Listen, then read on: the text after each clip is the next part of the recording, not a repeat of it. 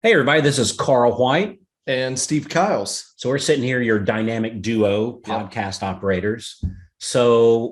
We're doing a little series, Steve and I, here in the secret headquarters at the Mortgage Marketing Animals.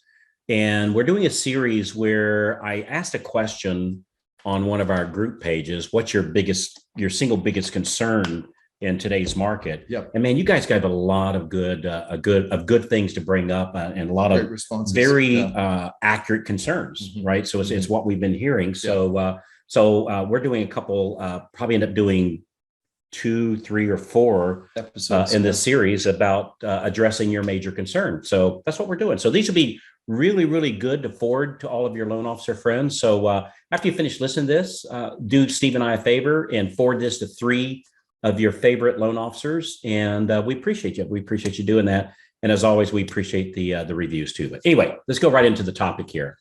So go over like what's some of the concerns. Well, So we're reading. we're literally, these came in and they were great. You and I were looking at them saying, wow, this is what's going in the heads of every person who's listening. And valid concerns. Oh, and 100%. Yeah. And so here was one of them we had. All of the referrals, realtors that I've been meeting with who think I'm great, they're not giving me a single lead. So Carl, this person is meeting with agents and they think, wow, you're an amazing loan officer. But as they follow up, there's no referral. So two likely situations here. Yeah. And you brought up one as I was going over our notes here.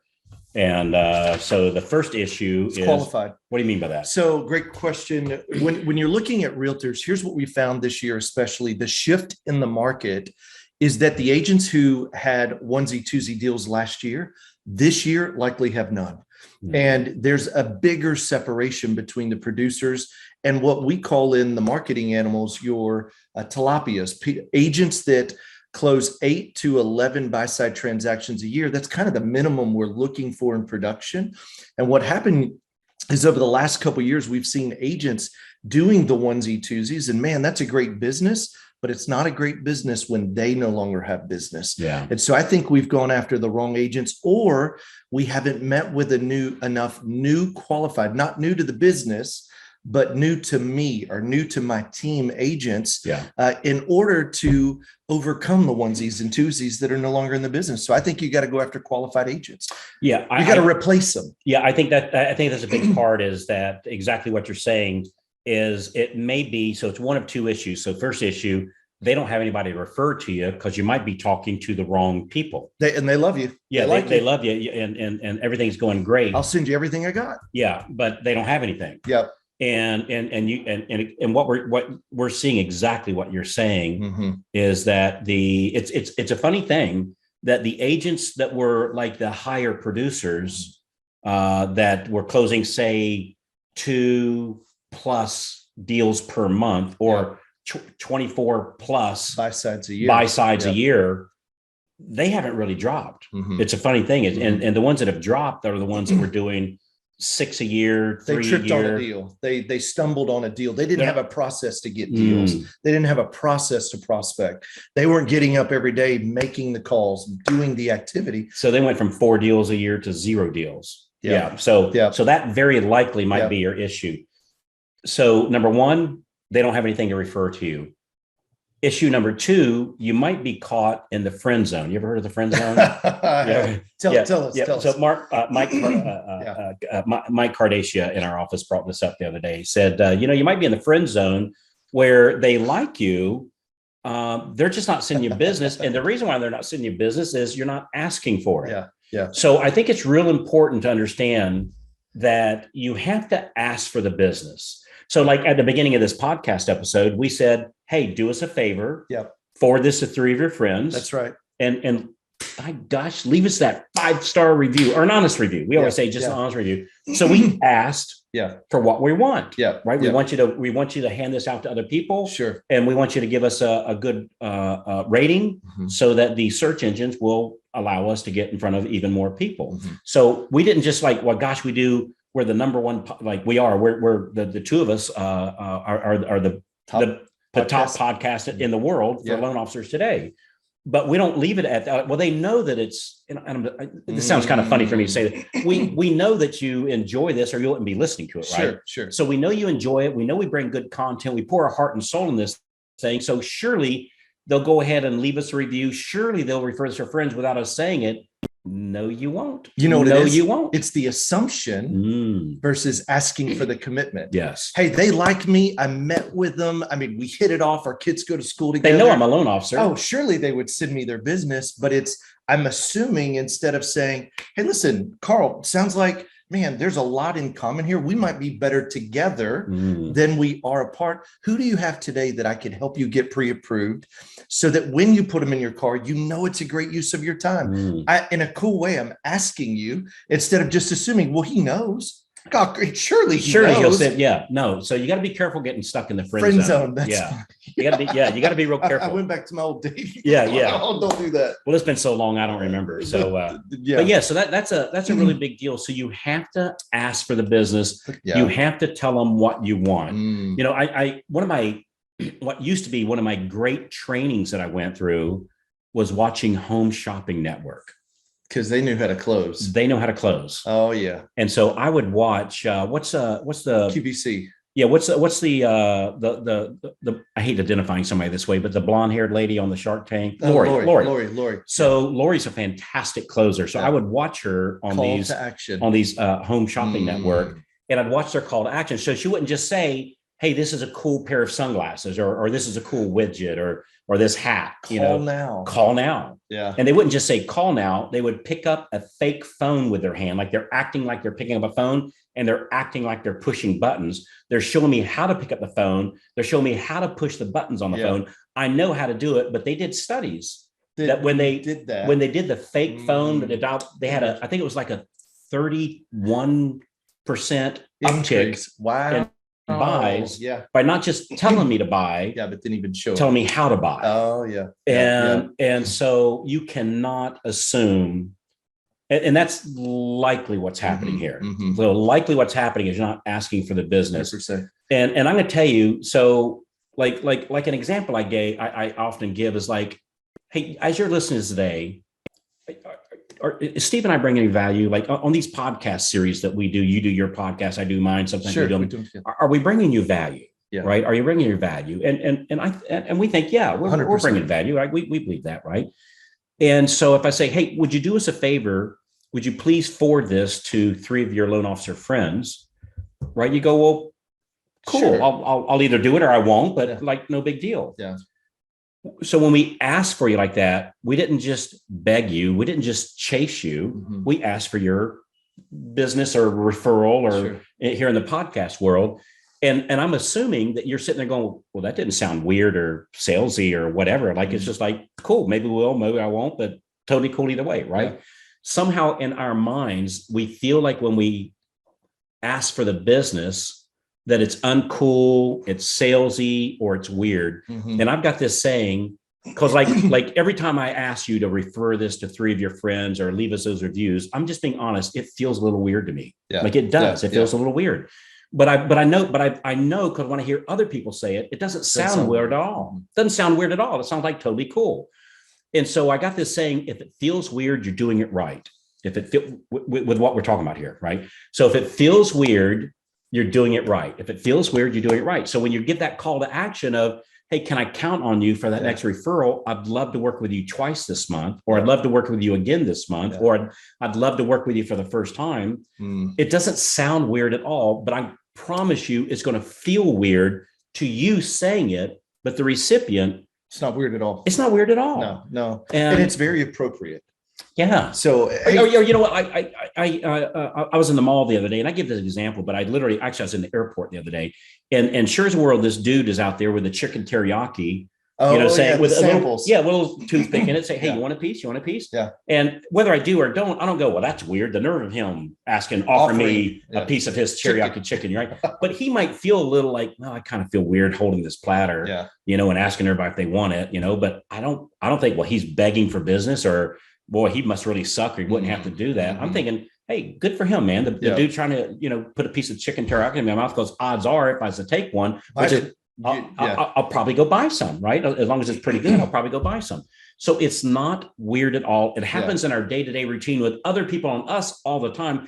Every time you watch a commercial on TV, they're having a call to action. Every time we listen to a commercial on the radio, they have a call to action. And we don't think, well, that's weird. They must be desperate. I saw an ad. Somebody said, well, Carl, I feel like I'm desperate when I do that. I was watching an ad the other day by Apple Computer. Yeah. They gave me a call to action. Apple ain't desperate. Like, let's just go on that. Last I checked, they're not desperate. Walmart is not desperate, but they run ads asking for my business. That's not begging. That's not chasing. That's being just good stewards of your business. That's being a good salesman. You don't ask for it, you won't get it. You won't get it. Yeah. Right. It's not. And again, last couple of years, you might could stumble on loans and they fell in your front lap. And gee, I didn't have to do it. You know, I heard somebody say something the other day. Gosh, I can't remember who it was now. I'd love to give credit. I can't remember who it was. Said, I'm going to, for the next 2 years, I'm going to work as hard as I should have had to work the last 2 years to make the kind of money that I made. In other words, I was coasting for the last 2 years. This next 2 years, I'm going to work as hard as I should have had the last 2 years, but I didn't. But now, if I want to continue on that income, I'm going to have to work a little harder. Yep. Not more hours. No, but because like when I just asked for the business, that added 0 hours to my workday. And it's going to add a massive influx in business. So ask for the business. Effective, not busy. Hey, and let me add one more to it. Okay. So we got qualified agents. You got to make sure they do enough. You got to make sure that we're not in the friend zone. So we're asking and closing for business. And you know what? And we might not assuming. And by the way, we're not going to just ask one and done. No. So I actually measured my, you know that. So I have a degree in chemistry. Yeah. Right. Oddly enough. And so I love testing stuff. Right. I just love testing stuff. And so I measured my own, how many asks did I get to get my average yes? And it was 5.7. So I would ask real estate agents for referrals 5.7 times for my average yes. Wow. Now, because of that, I've closed my team, either me personally or the team that I've created. At this point, I would say tens of thousands, right? I'm not exaggerating, right? Tens, wouldn't you think? A lot. Yeah. Yeah, probably tens of thousands of loans. Yeah, for sure. Yeah, for sure. And man, it's just, it's just. But hold on. Put that in perspective, though. 6 ask for 1. 5.7. Well, but let's round up. Okay, round up. 6. Yeah, right. Yeah. If I'd have stopped at 5, at 1. Yeah. Well, but and how many of us do? Because it feels. I would. You know what? If I'd have stopped at 1, yeah. It makes my skin crawl when people say this. I would have had to stop and go and get a real job. It's like, dude, treat this like a real job. Yeah, treat this like a real job. Yeah. But if I worked at Walmart and they have me, hey, you need to go out and do this, I go do what I'm told to do. And it may be asking for the business. And it might be very well that you're doing the same thing. Do you need help finding anything? Yeah. Right. Yeah, so that's an ask. Yeah. So man, if you ask 1 and done and think, well, if I ask 2, it's weird. No, it's 5.7 is average. Wow. Average. Hey, third thing. Okay. You got to follow up.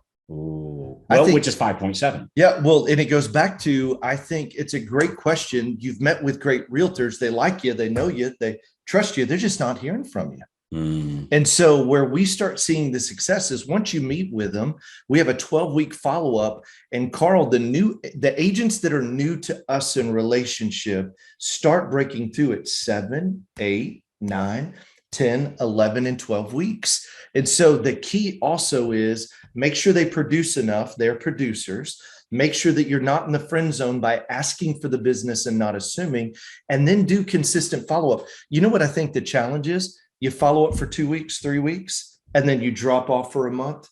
Then you pick it back up. And so you're showing you're inconsistent. You're teaching them that I'm not dependendable. You can't count on me. Don't send me a lead. Maybe I call, maybe I won't. Yeah. But if you call them every God month, knows I don't want to sound weird. Yeah. Right. Yeah. Because it may be weird to ask for the business. Don't want to be salesy. No, I'm a salesman, but I don't want to be salesy. Nobody does that. Nobody follows up 4, 5, 6 weeks, 7 weeks, 8, 9, 10. The key, the magic, the money is in the follow-up. So 100%. Do that. It's huge. Okay. Hey, next question. All right, here we got efficiency, figuring out how to cast a bigger net and get more leads without exchanging more time. This is a piece of cake. Let's talk about it. So, and man, this is a great one. Yeah. So I want to get more. So my biggest concern right now, this person's saying, is I need to get more leads without exchanging more time, which I honor. Man, that's huge. Might be the best Yeah. question or concern ever, because it's not about working more hours. Most people think closing more means more hours. Yeah. Right. Like, I want to double my business. That means I got to work 80 hours. I can't give 80 hours. Right. Okay. Can't do that. So on this one, it's going to be like, man, what I'd love to do with this person, again, in a very cool way, is like if I was coaching this person, yeah, and they say, hey, Carl, this is my question for this week. Awesome. Let's open up your calendar. Okay. So we do a screen share and open up and take a look at their calendar. Not in judgment, right? Sure. I'm here to help them. Right? I'm not here to go, what the hell you do? Or, I'm sorry. What the heck are you doing? Yeah. I go, all right, well, let's look at your calendar and see what are we doing that's not giving us results, and replace that with efforts and actions that gives results. Because this is all it's like, if somebody's not closing as many loans they want, they're just not doing the right work. The right work. They're doing other unnecessary work. Like insert in anything other than asking for more business. That's it. 100%. And so what I would tell these people is like, on your last 10 loans, whether that was yesterday, last week, or it took you all last year to get 10, like whatever. What was the single thing that brought most of those 10 in? Like, what was the single activity? Yeah. What was the single thing that brought? And just do that activity more. Yeah. And then the clutter that we're doing in our mortgage business, which might be, well, gosh, I got to go on Facebook and like all of their posts. Yeah. Right. That's not going to work. Like, I'm just telling you, that's not going to work. And so we have to substitute the 90% of your activity that's not working with the 10% that is working. Yeah. So when you are closing loans, how'd you bring those in? Do that more. Now, if you're saying, well, Carl, it's been calling Zillow leads, well, you're going to cap off at around a couple loans a month, because they convert at somewhere around 1. And if you're a stud or studette, 2 or 3, 2%. Yeah. Which means you have to talk to 100 people to close 2. That's not scalable. So you go, all right, I know how to convert, because if you're converting Zillow leads at 1 or 2%, then you're doing great, right? You're doing great. So you know how to convert. Where can I get leads that convert at a higher ratio? And referred leads for us convert at about 25%. In other words, about 10 times more. In other words, if I normally had to work 10 hours to get a loan, if it's a referred lead, I only have to work 1 hour to get that loan. I just eliminated 9 hours from my calendar.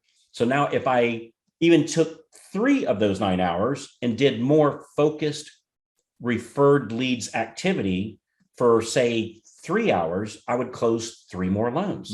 So now I'm at 4 loans and I'm only working 4 hours. Hey, but Carl, I'm having to chase conditions, and man, I submitted a file into underwriting in my back end team, and they're pulling me back in, and I've got to go do all of these things to keep the deals I currently have all the way through closing. So I'll tell you, how do I go sell more, Carl? So I think everybody needs to have an assistant. I know in your branch, yeah, everybody has an assistant. Now we might share. They might, like if you got somebody closing 3 loans or 4 loans, well, of course you're going to have like 2 of them sharing an assistant, but they don't know that. I mean, they know they're sharing, but they have no effect of it, because the assistant does everything. Once a contract comes in your branch, they take it from contract to close. Like, unless it's loan needs to be resold, or something like that. And so I would say everybody needs an assistant, even if it's shared. But I'm going to tell you, if you're closing less than, say, 4 loans a month, not having an assistant is likely not your problem. Likely your problem is you're not asking for the business enough from enough people. And that I would spend more time, like, and if you go, well, Carl, I'm still working 50 hours a week, closing my 3 loans, you probably got a lot of crud. So what are you doing? Activities. What are you doing with your time? They're probably going Facebook and liking posts, or they're going into some loan officer forum and complaining about the rates. Or they're probably, well, I got to go check to see what the Fed says about this or that, or this or that. Dude, the only way I know that if there's a Fed change is I'll by some. It doesn't seem to, like, it's not relevant. It's not in relevant. Our 40 or 32 hours, depending on where you're at. Our goal is that you would be working in 32 hours a week. Because when the rates go up for you, they go up for me, they go up for everybody. Yeah, right. I got to be selling. I got to be selling. I got to be. I mean, we talked about that this week. It's sell, sell, sell. Team cleans up the details. That's it. And sell. And sell what's on the shelf. That's it. Nobody's selling silver bullets. That's right. Because whatever, like, look, if you're in Walmart buying Coca-Cola, or if you're in, I don't know, Winn-Dixie is a grocery store here and buying Coca-Cola, it's all about the same price. Yeah. And so, sell what's on the shelf. They go, well, gee, my rates are up. Yeah, well, guess what? Mine are too. Right. So is everybody else's. Sell what's on the shelf. Because you're going to have people that'll go to Winn-Dixie that wouldn't go to Walmart, that'll go to Target, and everybody's different. Yeah. So that honestly is the truth. Sell what's on the shelf. I love it. And don't spend so much. Now, do I think industry knowledge is important? Sure, I do. But not ahead of selling. But not ahead of selling. If I'm closing 2-3 loans a month, it's not because of industry knowledge. It's because you don't need industry knowledge. You need to sell. You need to go out and sell. And be with a team that's helping and supporting and that's got my back. And you got a culture, and when you hand it off, it's done. Yeah. So those things have to be fixed. So instead of reading 10 volumes of guidelines, sure, I want a help desk in where I work at. Like, I know you've got one in your office, where if I have a situation, go, hang on, let me call. I call the help desk. Hey, I got a borrower and they want to do this and that. Can we do? Is there a way that we can do that? Yeah. There is. Awesome. How do we do it? Got it.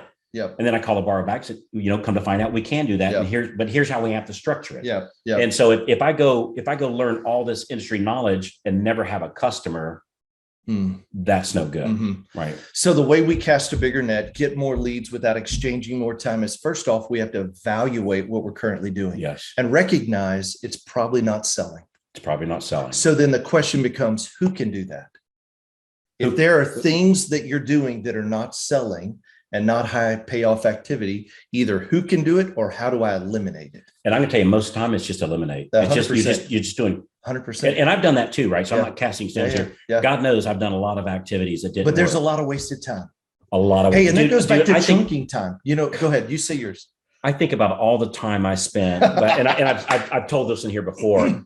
All the time I spent designing the bus stop benches. And then riding around looking for strategic locations for those bus stop benches to go at. This is a true story. A colossal waste of time. So it's likely the activity you're doing is just not good activity. Whereas if you're meeting with people, phone calls, talk tos, meeting face to face with people that can refer me business. That's it. 100%, That's it. 100%. And they have a track record of referring business. Yeah. So don't bet on new people. I mean, listen, you take it with a grain of salt, but the challenge is we're making too many bets. Yeah. Instead of recognizing who's already doing the business, that's who I want to partner with. Why? We're going to help them make more money. We're going to ask for the business with their clients. Yeah. We got a daily success plan. We're consistent. Our process is proven results. So we got to focus on that. Hey, and the other thing too, I think you got to chunk your time. One of the things that chunking your time is this. We learned as we started getting busier and busier. You might have a loan consultation before we followed the full daily success plan at 9 a.m. and then one at 11, one at 1:30, and one at 4. Well, the problem is when the time wasn't chunked or condensed, we only had an hour and a half before the next activity, which didn't let us gain momentum in that time block. So now we make outbound calls 9 to 11. We do coffees, lunch, appointments, social media from 11 to 2. From 2 to 4, our loan consultations. From 4 to 5, our finish up, wrap ups, and get out the day. Bouncing from one activity to the other is way less efficient than chunking the time. And so I think you got to evaluate that too. And if you'll do it, it will absolutely help you. So all right, good one. All right, we got time for one more. Let's see, what time is it? About 20 minutes in. Yeah, we got time for Let's do one more. Okay, one more. Lack of internal support. No. Sorry. Okay. Hey, leads without paying. Agents are asking for money for lead generation and will only work with you or work with the loan officers that pay for lead generation. All right. What do I do with that? So a loan officer asks, hey, what about agents that are asking for money for lead generation? They'll only work with you if you'll pay for their leads. Yeah. So what this person is saying is the only way, and that's literally, so let me read it again. So this is you did it fine, but let me just do it again. Agents are asking for money for lead generation and will only work with the ones that pay. There you go. Okay. I pay for 0 lead generation to loan officers.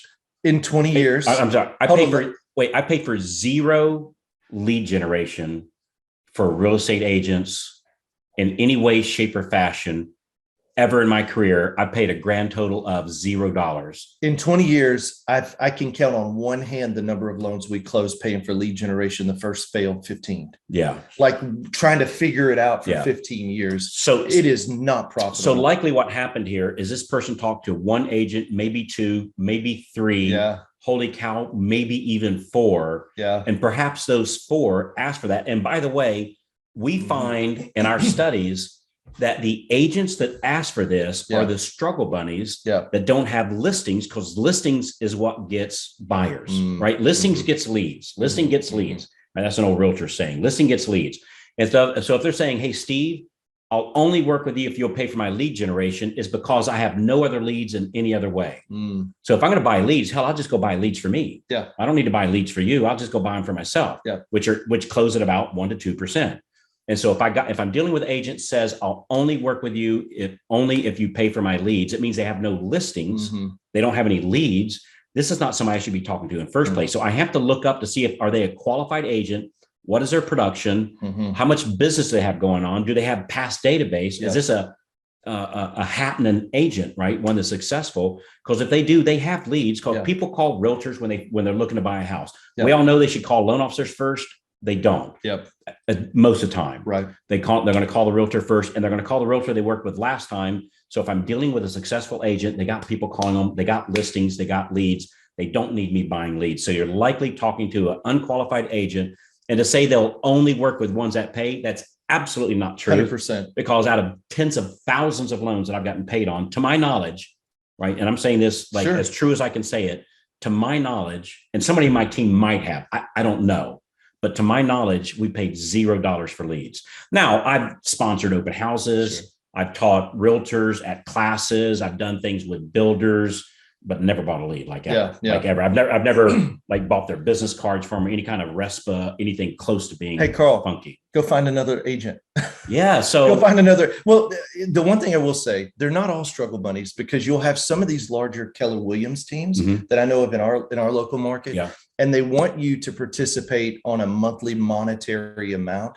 But I'll tell you this, like paying a desk fee kind of thing. But at a high level, like 3 to 5, 7, 10, 15 grand. Like you're an in-house lender, and if you pay X amount of dollars, we'll give you a quote desk in our office. And then you become I don't have any, we call that pay to play. I don't have any issue with that. Sure. It's the leads. When you're buying leads, that's the problem. You're working with a struggle bunny. 100%, because the real agents, there may be a participation, but there's a legitimate business. We're both winning, and it makes financial sense. And I'm not going to say that every agent that asks me to pay is the vast majority. The majority are. So I need these sync leads, and I need this. And you know what it is? It's the intoxicated with busy. Hey, did you see we got 20 leads today? Awesome. How many closed last month? None. 0. But we got 25 in the pipeline. See that all the time. Well, it goes back to the question, right? 347 leads all the this time. month. Oh, hey, and we're having phone calls. Great. How many closed? Well, they said they're going to close in 90 days. Awesome. Yeah. Or got 1 or 2. Horrible business plan. Horrible business plan. Horrible. So you want to be, and I honor this question, right? I get that. You want to be careful using words like only and all. Those are very, very, very, very big words. And they're also poisonous words. You know, they'll only, I'm only as good as my last deal. Not true. They'll only go with the lowest rate. Not true. Like they'll only work with me if I pay to play. Not true. Right. Not true. So you meet with more people. That's it. You just got to go meet more people. I'm going to challenge you. Go meet with 10 agents in the next 10 working days. Go meet with 10 agents in the next 10 working days. So for us, we like Monday, Tuesday, Wednesday, Thursday. We take Friday, Saturday, Sunday off. So for the next, what would that'd be 2.5 weeks. So for the next 2.5 weeks, go meet with 10 agents and then report back to me. And by the way, you got to make sure they're qualified. They have to be qualified. You have to. So by the way, if you need a way to help make sure that they're qualified, if you go to qualifiedAgentList.com, qualifiedAgentList.com. A friend of ours, Richard Smith, he'll look up online in your city the numbers, and you pay him X amount of dollars. It's on there. Go look. The price is on there. It's a bargain though. and he'll give you 1,000 agents in your area. And if you live in a small area, he'll just draw a bigger circle. You get a minimum of 1,000 agents that's closing at least 8 buyer sides in the last 12 months. You get that list, you go meet with 10 agents, ask for the business. Yep. It's an absolute game changer. Yeah. And Carl, if you're listening, you say, well, how many people do I have to call? I'd say probably 30 to 50 to get 10 appointments. I would say that. Depending on how many answer. Yeah. And remember this, it's not the number of outbound calls, it's the number of talk tos. And then you got to be careful. It's not the number of scheduled appointments. I used to hear people say all the time, oh, I got 20 scheduled appointments. Great. How many showed? Oh, 8. Again, it's busy, not effective. Yeah. So just make sure it's about probably 30 to 50 agents. In that, you're going to set 10 appointments that are kept. So that's the key, and meet with 10 agents. And then at the end of it, hey, listen, at that appointment, Carl, you just talk to them. Hey, you're killing it. I noticed you had 22 buy sides this last year. What are you doing to be so effective in the market? Absolutely. Well, at the end of it, sounds like, hey, I wonder if we wouldn't be better together. Let me ask you this. Who do you have today that I can help you get pre-approved to make sure it's a great use of your time? Yeah. And close there. Hey, well, I don't have anybody. Great. Do you mind if I follow up? Guess what? Yeah, sure. When do we follow up? Mondays. Yeah. Every Monday. When? 9 to 11. We make our outbound calls. And you do that day in and week in. And brother, your leads are going to be coming in. Or continue to struggle. That's a choice. That's the only, and then go get another job. Yeah, I mean, and that's and then you work for somebody else, making somebody else rich. Doing what they're going to tell you, which will probably be likely. You'll hate some of those things as much as you do making the phone calls. And they're going to make most of the money, and you're going to make some of the money. And they have all the control of your job. Have all the control. That's it. Yeah. So just take charge. Just go do it. That's hey, it. If you want us to walk you through exactly like, we could do that. Who do we call? Yeah. Like once we get these qualified agents, what do we say to them? Once to get that meeting, once we meet, what do we say during the meeting? After the meeting, how do we actually get referrals from those people? We'll walk you through the exact same process, literally word for word. You're welcome to do screenshots. We'll give you the exact same training on a 1-hour call that we give with our Freedom Club members. Yep. And if you just go to freedomclubdemo.com, Freedom Club Demo, like a demonstration, freedomclubdemo.com. We'll spend an hour on the phone with you. That walk you through the exact word for word. You're absolutely welcome to take screenshots of the scripts and any way to do that. And then you go use that information and use those scripts and that process we show you. Yeah. You go meet with 10 agents and then come talk to me and ask me a question. You're going to find out, like to my knowledge, everybody that actually does it. Yeah. It's a game changer. 100%. It's a game changer. 100%. So it's important that everybody knows there's still loan officers that are making today what they made 2 years ago. Even more. I'm thinking of somebody right now. They were averaging 39 units a month last year, and they're almost at 60 units a month. 60. 60. I mean, and literally I could list name after name after name, but it's because they're doing things like this. Yeah. The right activity. Yeah. Yeah. So freedomclubdemo.com. What a great conversation. Well, cool. I think we're at the top of the hour here. So I think we're done. Anything? Well, we got some more here. Maybe we'll do it on the next episode. Yeah, hey, let us know if you like us. So Steve does his podcast. I do mine. And sometimes we do them together. And, let us know if you like this format. Because we interview top producers. We just share our thoughts sometimes. Sometimes we talk about a new tool or new widget. Yeah. Sometimes we talk about the market conditions, things like that. Yeah. I have to say, these are my favorites. These are too. I love it. It's like us sitting on the porch. Yeah. We just brought them to the front porch with us both the cigar in our hand. Not that we smoke cigars or anything. No. Not that we drink whiskey or anything. No, we're just kidding. So, hey, well, listen, anything we're doing is worth doing badly. Just get started. See you. freedomclubdemo.com. I had to have the last word. See you.